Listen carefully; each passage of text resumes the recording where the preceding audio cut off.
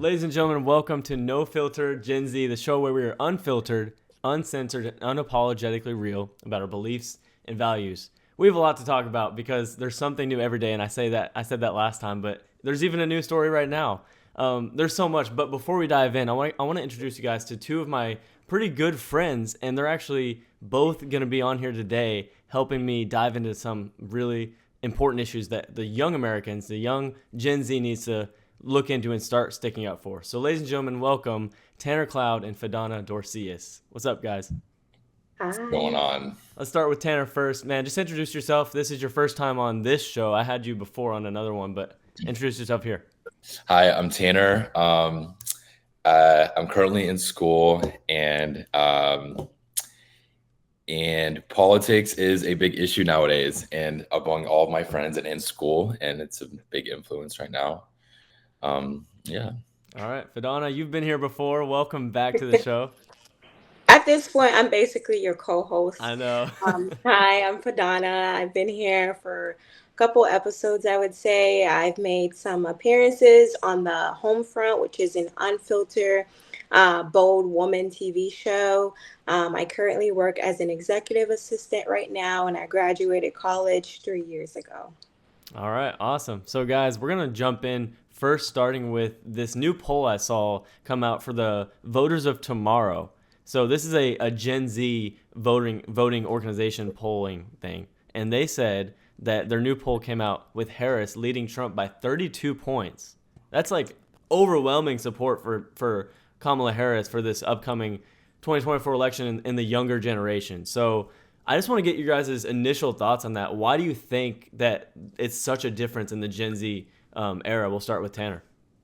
Um, I think the biggest reason is that Trump has gone and he's talked to the media. He's voiced where he stands, and I feel like a big thing with Kamala is she has it, and not everybody knows exactly where she stands. And yes, she's all for unifying the nation, and both candidates are, and it sounds nice, but a lot of Americans, there's a whole lot of backlash with Trump because he's voiced everything. There can't be a whole lot of backlash for Kamala if we don't know, all of her, stances and her policies. Right. And I haven't heard a lot of her policies because now that the election is getting closer, she's gaining a lot of her views are going towards the middle, which seems like it happened last election with Biden too. It's like they wait till the election and change a lot of their views. Fidana, what do you think about this poll? I honestly think she's using a lot of the social media influencers to promote her agenda. But to be honest with you, I think a lot of this generation aren't informed of what she's all about. And so I think that's the reason why she's leading with 32 points in comparison to Trump, because the media, they're always having some kind of headline about Trump all the time, and it's always negative, but there's never really anything negative about Kamala Harris. So I think that's the reason why she's leading with 32 points at the moment. So, do you guys think this is accurate? Like, we know that a lot of these polls in the media can change so much based on what network is doing them and where they're polling. Like, if you poll on Twitter compared to a different platform, it might be completely different. So, Tanner, do you think this is like an accurate view of Gen Z or what? Every day I go online and you look at those polls and you look at 4 or 5 different, media sources. Every single one's different. It's like, Yeah. where do you get this information from? How can there be such a drastic difference in every single polling? And so you don't know which one to trust nowadays. Like you never know. Yeah, I feel like it changes like almost any poll. It's almost like there's one poll in Michigan where Trump's up 5 points, and then there's another one in Michigan that's Kamala up 7 or something. So, Fidana, do you think these are accurate, or do you think it's a weird thing going on? I mean, as we know, even back in 2020 with the election, a lot of Americans felt like it was rigged. And so, with these numbers, I mean, to be honest with you, I don't think Democrats ever played fair. So, of course, there might be disparity with the numbers right now. I mean, we'll see. I'm hoping everything turns out well with the elections coming up, but you just never know with Democrats. They like to play dirty. Yeah. So, Tanner, let's go back to you real quick. I know that the Gen Z, this is a poll, but what do you think that Gen Z's biggest voting issues are going into this election? What do you think they care about most just based on the candidates and their issues and policies? Based off, the experience I've had with people in school and people like my friends, a big one for them is, the free schooling, the financial aid. And yes, it sounds great. Like like In a you say, perfect world, yeah. yeah, everybody, would be for it, but it's just like it's not. I feel like it's not realistic. I feel like that's a huge issue, and also abortion is a huge issue right now for younger voters. Yeah, it seems like that's one of their main, the Democrats' main issues they're pushing too. We'll get into that in a little bit later, but before we do, Fedana, what do you think that Gen Z's biggest voting issues are? I would definitely agree with Tanner and what you basically said. I would definitely say free education and free healthcare. And then also with that, too, I think just like Tanner said, they want to make sure that abortion becomes legal. Because I feel like with this generation, they don't really want any accountability. They just kind of want everything to kind of be handed to them. Like, it's almost as if like there's just this entitlement, like Mm. we're just entitled to free education, free everything. Like there's really no hard work ethic. Even if you're looking at the jobs right now, like you see the Gen Zs, they go in, they don't really care about really holding a job, or they'll be like, well, how is that benefiting me? That's usually kind of like the motto I nowadays. think So we have a very selfish yeah. generation. Like it's all about us. It's about my happiness, what I want, and all that. But Tanner, what would happen if we did give free education and free healthcare to everybody? Like, what would happen to the economy? Well, I was just in Canada literally 3 days ago, and out of every single Canadian that I talked to, they're so fed up with their government and free healthcare. They hate it. They're being taxed 53% on their income. That's exactly what would And happen. I talked to one gentleman, and he goes, "I've never been to the hospital. My wife's never been to the hospital. My 4 kids have never been."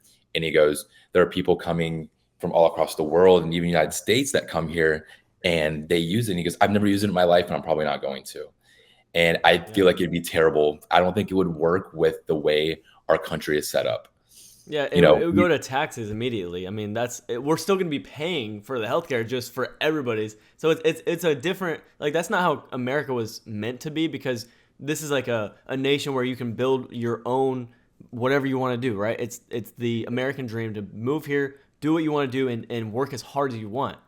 But yeah, if we do these free things, then eventually it's going to become a communist country where everyone's going to be at the same level.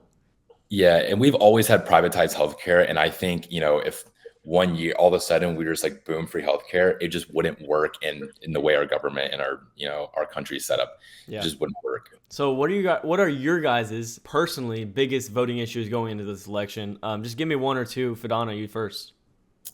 I would definitely say making sure there's election integrity. I mean, the local election, I think we talked about this previously. There were a lot of concern with the local election that happened. I mean, literally at 7 p.m., like the website just shut down. I definitely think there needs to be a better and stronger connection. That's like my biggest concern right now, because I don't really know whether or not there's going to be any integrity moving forward with the election. So I would definitely say they need to do something about election integrity. Yeah, even at the local level, we just saw a bunch of glitches and everything. We don't know how far that can go if we just let it.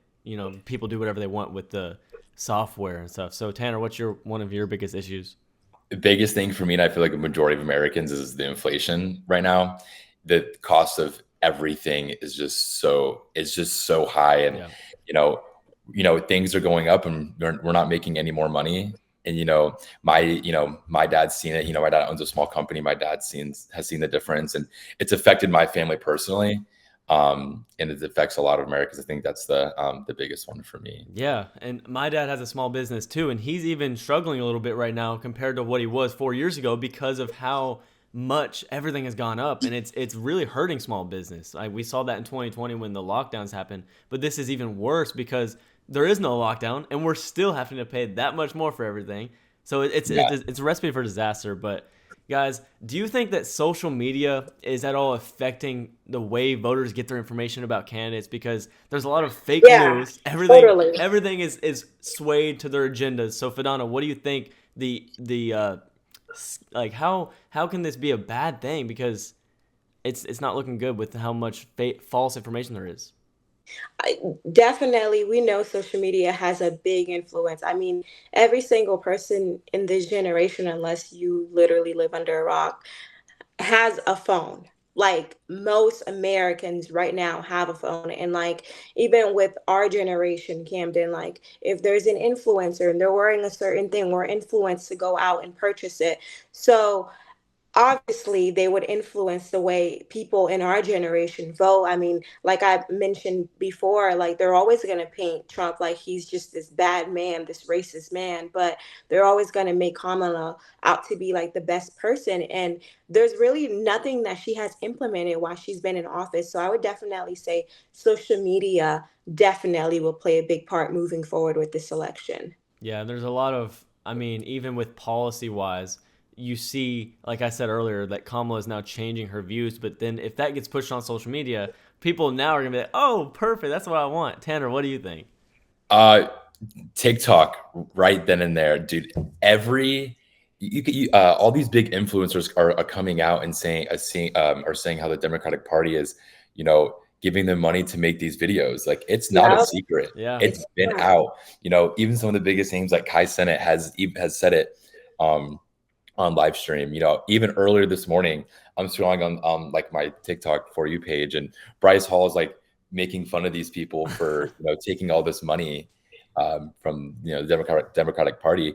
And, when you have young voters, who don't know a whole lot about what's going on in our country, seeing some of their favorite people out there supporting something, obviously I feel like they're gonna sway that way. Yeah, because we tend to like idolize these influencers, and then if you see them yeah. do something that you like that person, you see them do something, you're like, oh, maybe I should look at that. It's So very shallow and it shouldn't be that way. Yeah. But in all reality, that's how some people think, unfortunately. yeah. So one more question in this part of the episode, guys. So recently, RFK Jr. came out and endorsed Trump. This was really big because he's the independent candidate. That could sway a lot of voters. But what about Gen Z? What about the young voter? Do you think this has any impact, Fedana? I definitely love RFK. Like, this man is so knowledgeable and has so much common sense, especially since he's one of the Kennedys. And we know the Kennedys have a legacy of just having integrity and just wanting the betterment for this country, to be honest with you. As far as RFK, I'm not really sure if a lot of this generation knows about him. But I feel like right now we got Elon, we got RFK, and then we got Trump. So I think things are looking a little bit bright, especially with Elon in X right now, since he owns it. And Mhm. he literally spoke with Trump the other day. So I definitely feel like maybe slowly our generation is starting to know about RFK, but I feel like he just kind of came out of the blue. And so people are slowly knowing a lot about him. I don't really think um, he's really going to make an impact with the Gen Z generation. I definitely would say maybe the millennials and the older generation, he would definitely impact. And I think he's going to be on some of the ballots in other states. So I feel like some of his votes might affect Trump from winning the presidency. So we'll see.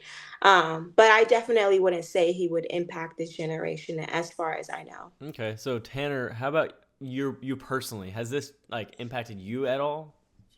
I was a fan of RFK, and I feel like he gained a lot of traction because he wasn't Trump or Kamala. Right. A lot of America doesn't like either one of them, and that's why people liked him a lot. I don't think it's going to help him I don't think it's going to help Trump, an insane amount. He just wasn't as popular. I liked him, but I don't think it's going to sway it much at all. All right, He's well, like another Kanye. Remember when Kanye like kind of just ran out of nowhere and it was like, wait, Yeah. what? yeah. Well, let's talk about what Kamala's running on because we saw the DNC a few weeks ago and we saw what she really tried to push at the top. and a lot of it was abortion. One of her main running issues is abortion, and we talked about this earlier, but let's get into it. Fedana, as a young voter, do you think abortion is a big issue, and is it right, wrong? What's your view on it for this election? Definitely, as a Christian with a biblical viewpoint, it definitely is a big issue. However, I would say if abortion was to become something that was illegal all across the states, I would definitely say women or girls in the United States would still find a way to abort a baby. I think it's more of a heart issue, and women knowing that there's resources out there that can help them. I feel like there's not a lot of resources that are promoted, and so I think in the mind of young girls or women, they think that's like their only option. But I feel like if there were more alternatives, like, okay, we have the foster care system, we have the abortion, the not the abortion, the adoption system. I feel like more and more women and girls wouldn't abort their babies. Mm. We need to have something that's going to implement a solution, and not just, okay, we're going to make this illegal, but we also need a solution too, because we do know people aren't perfect and they do make mistakes. Yeah. Tanner, what about you? So with these social issues, I kind of look at it from my perspective, like how I would deal with it if I was in that situation. And so I am pro-choice, up to a certain point. Everyone makes mistakes. I've made tons of mistakes in my life, and people have given me second chances. But past a certain time, I just don't. I think you are taking a life. So where is that time? Where does it change from being, murder and not, in your opinion? I think anything past the second trimester would be murder. You can't really tell. You can tell before the second trimester, and so that's what I think. I if we had more, public programs for like foster care and adoption centers, but it's terrible. The amount of kids that are in those systems and how badly run they are is awful, and people don't want to bring a kid into this world and is already set up for failure. Is it worse to not give them a chance at all to live, though? I mean, I have a very strong view on it. I'm glad you guys have different views, because I like to have a debate. This is free. This is no filter, Gen Z, right? And even with that, Camden, I would definitely say, like, as much as Christians are definitely pro-life, I think we need to definitely be pro-adoption, pro-foster I care, agree. because I feel like many times we're like, yeah, it always happened with every election, but I feel like I'm not seeing a lot of action, a lot of Christians Mm. adopting. If anything, even with Trump the other day, he mentioned he wanted IVF to be something that the insurance companies offer people. And sometimes, no offense, I think people are very desperate to have a child when there are kids in the foster care system that needs a parent to love them. So it's like, are we really going to put the action in what we say? Because there's really, I mean, there are people who are stepping up and are adopting kids, but we need more and more Christian doing the work of the Lord, instead of saying, okay, let's make abortion illegal, but okay, what is going to be the solution? That's the reason why a lot of women and girls are aborting their babies, is because they feel like they don't have any alternative.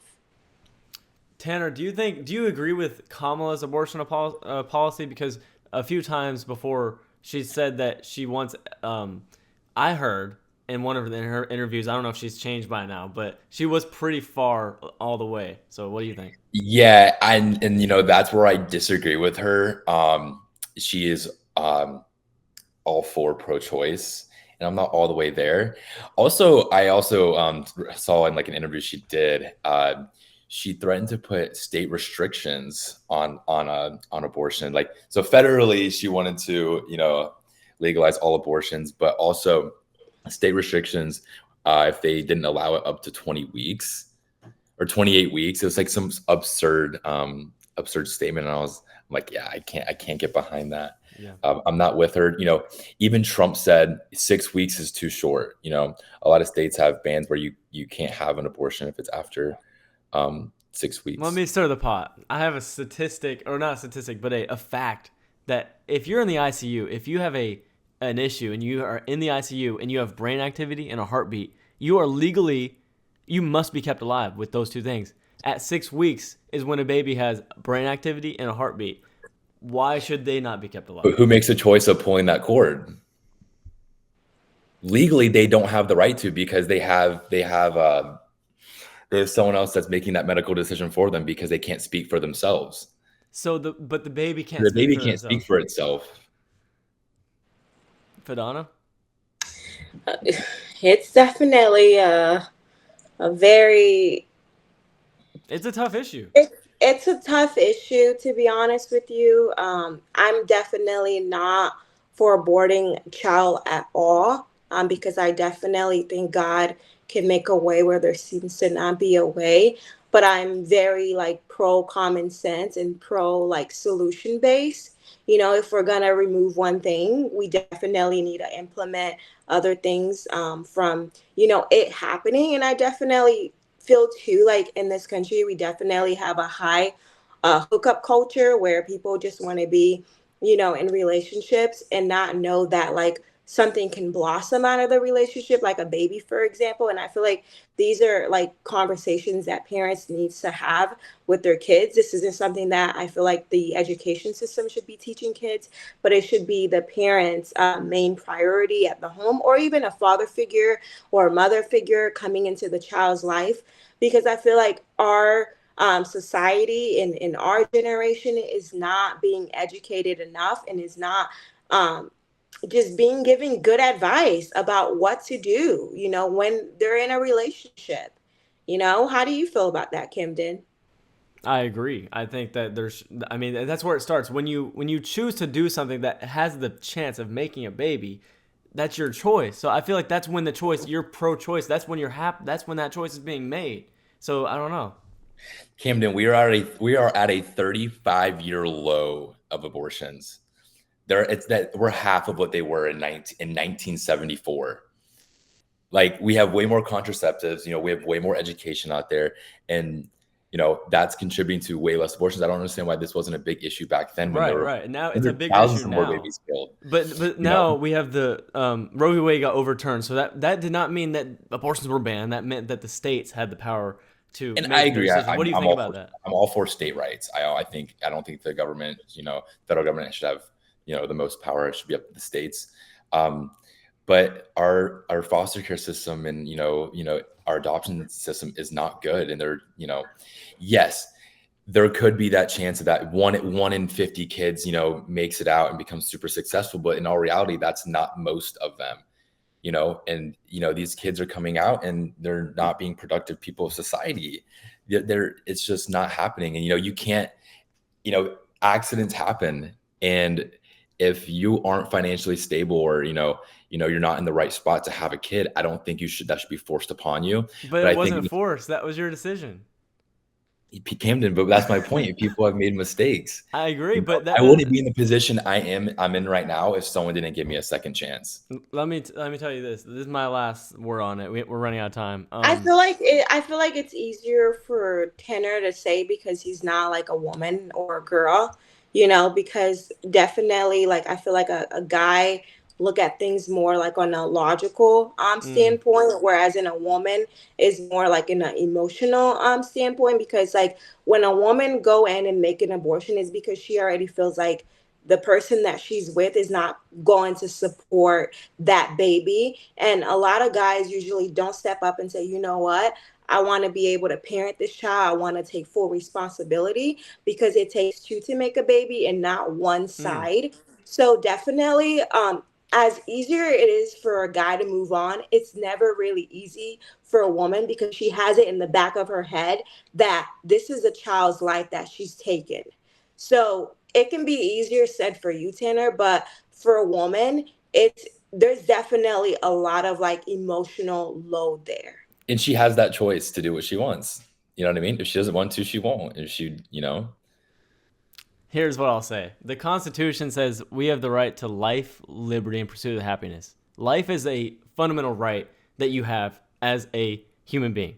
That's not just a thing that you get for, going out. You have that right since you're born. So, and before you're born, because if you don't do anything, right? If you just leave that baby and don't abort it, that turns into a human being. So why would you stop that process? And Camden, I'm going to use that situation. You like people in the ICU that are in a coma and have no brain activity, no heart activity, and their only reason they're alive is because they're hooked up to hundreds of cords and machines.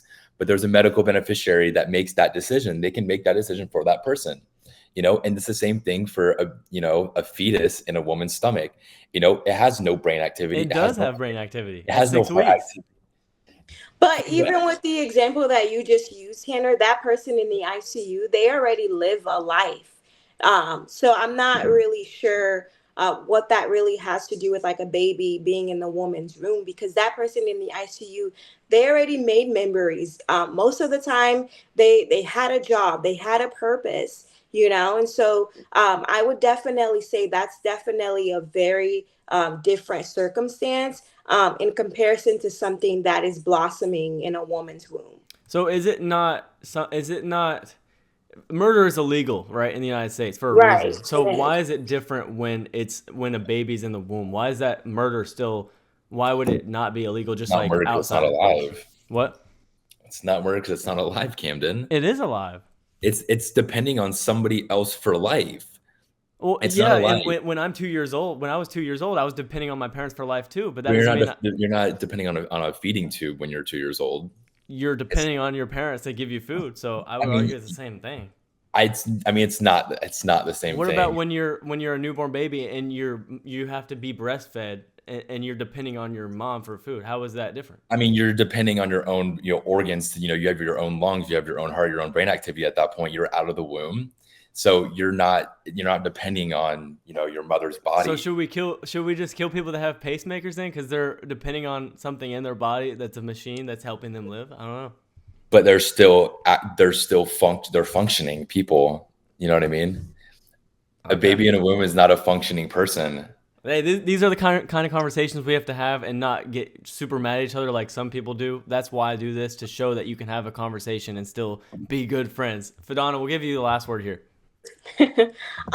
Honestly, I mean, with what Tanner said, I definitely feel like if we didn't really rely on our mothers to feed us, like none of us would really make it past this point, to be honest with you, is because somebody gave you a chance at life. And I'm definitely not for abortion at all, no matter what the stage is. I'm a firm believer that God can make a way where there seems to not be a way.